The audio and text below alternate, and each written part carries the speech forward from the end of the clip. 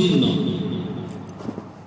ମାନେ ସ୍କାଟର୍ଡ ହେଇଯିବ, ଗୋଟେ ବେୱାରିସ୍ ମାଲ ହେଇଯାଏ ମଣିଷ। ଠାକୁର ଆଉ ଗୋଟେ ଜାଗାରେ କହିଛନ୍ତି, ଯାହାଙ୍କ ଜୀବନରେ ଇଷ୍ଟ ନାହିଁ ବା ଇଷ୍ଟ ଥିଲେ ବି ତାଙ୍କ ସହିତ ସେଇ ଆନ୍ତରିକ ସମ୍ପର୍କ, ତାଙ୍କର ସଙ୍ଗ, ତାଙ୍କର ଚିନ୍ତା, ତାଙ୍କର ଆଦେଶ ପରିପାଳନ ଯଦି ନଥାଏ ବା ସେଥିରେ ଶିଥିଳତା ଥାଏ ବା ସେଥିରେ ଟିକିଏ ବି କମ୍ପ୍ରମାଇଜିଂ ଥାଏ, ଆମେ ବେଳେବେଳେ ଅନେକ ଇଷ୍ଟ କର୍ମ କରୁ କିନ୍ତୁ ଆମ ଭଳିଆ କରାଯାଉ, ଯୋଉଟାକି ତାଙ୍କୁ ପ୍ରୀତ କରେ ନା।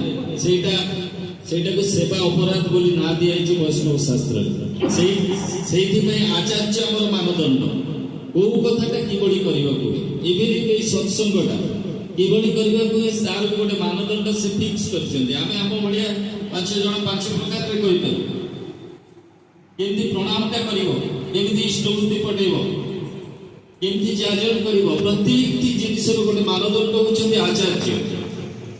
ତେଣୁ ଆଚାର୍ଯ୍ୟ ମାଙ୍ଗ ବିଜାନିଆ, ସେଇ ଯୋଉ ପରମ ଆପଣାରକୁ ମୁଁ ଖୋଜୁଛି, ସେ ଆଚାର୍ଯ୍ୟ ଦୀପରେ ମୋ ଆଗରେ ଆଜି ବି ଉଦ୍ଭାସିତ।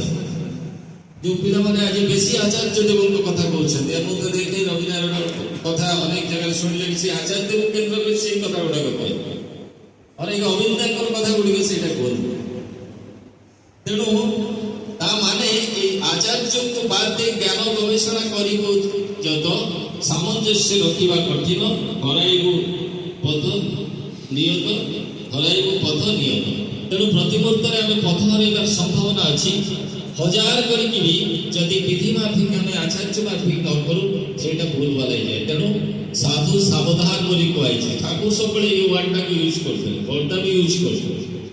ତେଣୁ ବରମ୍ବୁଜ ବା ବର୍ଡା ଗୋଟେ କଥା କୁହନ୍ତି ସବୁବେଳେ, ଯେ ଯାହା ବି କର ମଣିଷ ସହିତ ଘରେ ଏବଂ ବାହାରେ ତୁମେ ଏଭଳି ବ୍ୟବହାର କର ଯୋଉଥିରେ ମଣିଷ ତୁମକୁ ଶ୍ରଦ୍ଧା କରେ, ବିଶ୍ୱାସ କରେ ଏବଂ ଭଲ ପାଏ।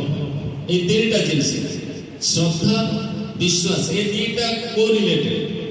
ବିଶ୍ୱାସ ନ ଆସିଲେ ଶ୍ରଦ୍ଧା ଆସିବ ନାହିଁ, ଆଉ ଶ୍ରଦ୍ଧା ନଥିଲେ ବି ବିଶ୍ୱାସ ହବନି। ମୁଁ ଆପଣଙ୍କ କଥାଟାକୁ ବିଶ୍ୱାସ କରିବି କିନ୍ତୁ ମୋର ଆପଣଙ୍କ ଉପରେ ଶ୍ରଦ୍ଧା ନାହିଁ। ତେଣୁ ବିଶ୍ୱାସର ଗୋଟେ ଶ୍ରଦ୍ଧାର ପାତ୍ର ହବାକୁ ହୁଏ,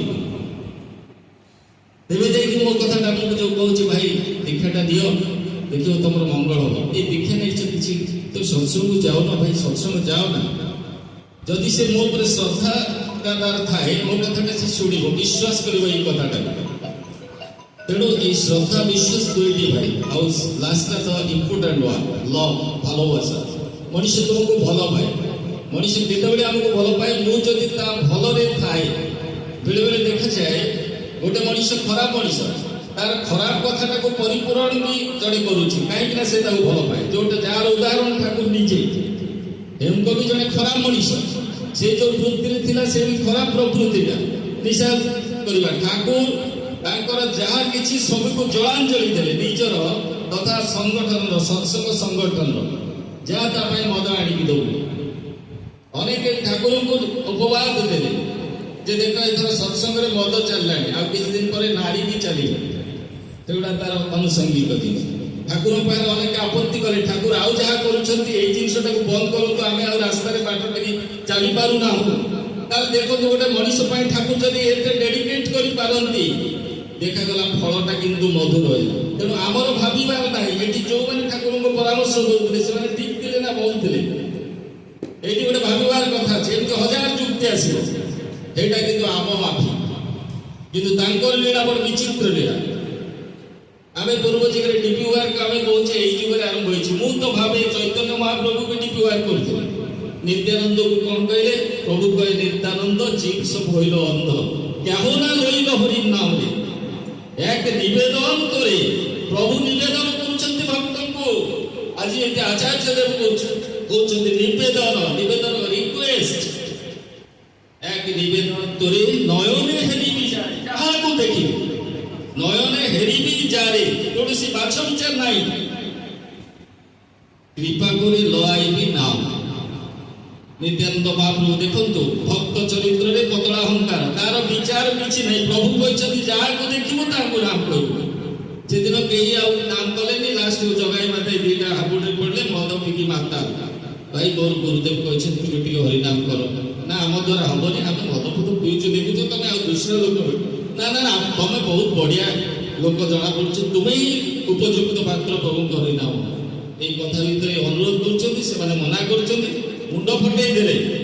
মুন্ড ফটাই দেলে নিত্যানন্দ মহাপ্রভুଙ୍କର ଧାର ଧାର ରକ୍ତ ବହୁଛି ଭକ୍ତଙ୍କର କଥା ଭଗବାନ ଜାଣିପାରନ୍ତି ଏଇ ଯୋଉ ଅବିନ୍ଦା ଯୋଉ କଥା କହିଥିଲେ ତୁମେ ତ ଡିବୁଆର୍କରେ ଯାଉଛ ଠାକୁର ତୁମ ସାଙ୍ଗରେ ଅଛନ୍ତି ସେଇଦିନ ସେଇ ଘଟଣା ଘଟିଥିଲା ଆଜି 500 ବର୍ଷ ତଳେ ସେଇ ଡିବୁଆର୍କ ଯାଇଥିଲେ ନିତ୍ୟାନନ୍ଦ ମହାପ୍ରଭୁ ସେଇ ମୁଣ୍ଡ ଫାଟୁଛି ପ୍ରଭୁ ଜାଣିପାରିଲେ ଆସିକି ଉପାୟରେ ସୁଦର୍ଶନ ଚକ୍ର ଧରି এই নিত্যানন্দ কহ কিଏ তোতে মারিছি ମୁଁ ତାକୁ ଏ ସଂସାରରେ ରଖିବି ନାହିଁ ଭକ୍ତର କଲ୍ୟାଣ ଭଗବାନ ସହିପାରନ୍ତି ନାହିଁ ସେ ସବୁ ସହିପାରିବେ ସେତେବେଳେ ପ୍ରଭୁଙ୍କର এই କରାଳ ସେ ଦୟାଳ ଯେମିତି ଭୟାଳ ସେମିତି ଆମେ କହୁ ସେଇ ପାପ ନାଶନ ପାଇଁ ଶତ୍ରୁ ବିନାଶ ପାଇଁ ଆସିଛନ୍ତି ନା ପୂର୍ବ ଯୁଗରେ ଗୋଟେ ଆଜି ବି ଘଟୁଛି କୋଉ ପାଟରେ କ'ଣ ଘଟୁଛି ସେ ଭୟାଳ ସେମିତି ଦୟାଳ ଯେମିତି ଭୟାଳ ସେମିତି ହଁ ନିତ୍ୟାନ୍ତ ମୁଁ ତାକୁ ବିନାଶ କରିଦେବି ଏଇଠି ପାଦ ଭକ୍ତର ଚରିତ୍ର କେମିତିଆ ତୃଣାଦପି ସୁନିଚନ ତରୁରୀବ ସହିଷ୍ଣୁନା ଅମାନିନା ମାନଦେନ କୀର୍ତ୍ତନିଆ ସଦା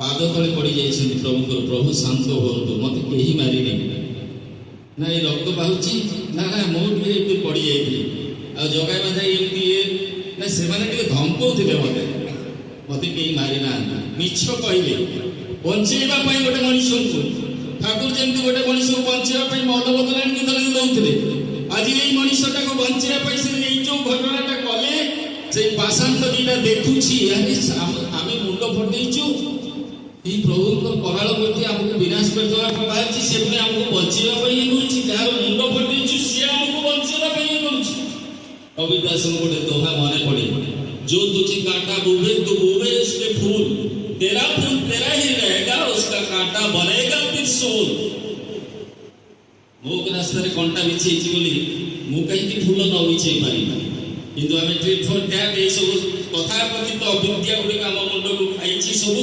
ଏଗୁଡ଼ିକ ଅବିଦ୍ୟା ଟ୍ରିଟ୍ ଫର୍ ଟ୍ୟାଟ୍ ଦେଶକୁ ଦେଶ ଆରମ୍ଭକୁ ପୁରାଡ଼ି ବସା ଏଇ ଶିକ୍ଷାରେ ଆମେ ଶିକ୍ଷିତ ନା ରଙ୍ଗ ସମ୍ପୂର୍ଣ୍ଣ ରଙ୍ଗ ତେଣୁ ଏଠି ସେଇଆ ହେଇଥିଲା ସେ ପାଷାଣ୍ଡ ଦିଟା ପୁଣି ନାମ କଲେ ସେମାନେ ପୁଣି କେତେ ଲୋକଙ୍କୁ ଉଦ୍ଧାର କଲେ ଏଇ ଦରକାର ଯାଉ এইভাবে কথা আমি এই করিবা আর গোটে মোর ছোট প্রস্তাব আজি পাই নেক্সট টাইম যেতবে সৎসঙ্গ হচ্ছে গোটে টপিক সিদ্ধান্ত করন্তু গোটে টপিক ওয়াইজ আলোচনা চাল এ দ্বারা যুব গোষ্ঠী মানে এ যা কলা সে যা কলা ইষ্টপুত্র ফোড়ায় যা জন্ম ফোড়ায় বিহার ফোড়ায় এমনি গোটে টপিক ওয়াইজ চাল এ দ্বারা আমি তৈরি হওয়া এইসব জয় গুরু।